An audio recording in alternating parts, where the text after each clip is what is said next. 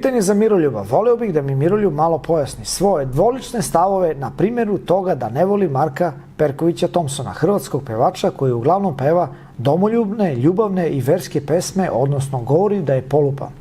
A sluša Baju Malog Ninđu koji u većini pesama spominje rakiju, pivo, slaninu, žene.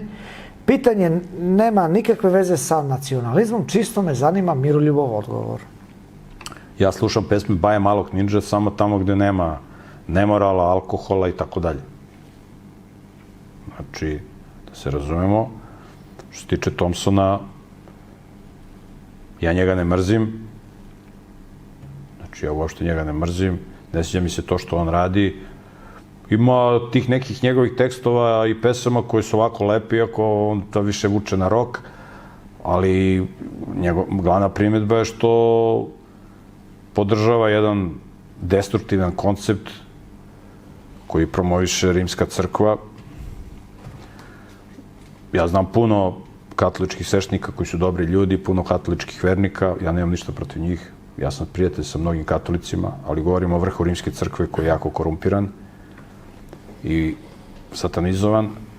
Tako da, moj prigovor na račun Thompsona je to što on promoviše okupaciju Hrvatske, što on promoviše taj sistem vrednosti koji je nametnut Hrvatskoj, a to je okupacija od strane Evropske unije i u Hrvatskoj se jako teško živi. U Srbiji se živi mnogo, mnogo bolje nego u Hrvatskoj.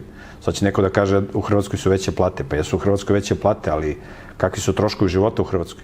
Kakvi su zakoni u Hrvatskoj? Kakvi su porezi u Hrvatskoj? U Srbiji se mnogo bolje živi. U Srbiji neće niko da te dira što ti drugačije misliš. Niko. Tako da, a u Hrvatskoj ima da budeš brisan. Hrvatska ti je danas isto kao nekada komunistička Jugoslavija. Kogod ne misli kao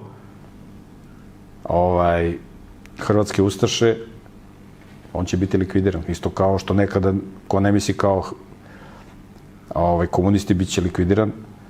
Tako da, to je moj prigovor na račun Thompsona koji promoviše okupaciju Hrvatske. A sve pod plaštom nekog patriotizma. Koji patriotizam kad se živi gore nego što se živelo? Kakav je to patriotizam kad je više od 500.000 Hrvata napustilo Hrvatsku?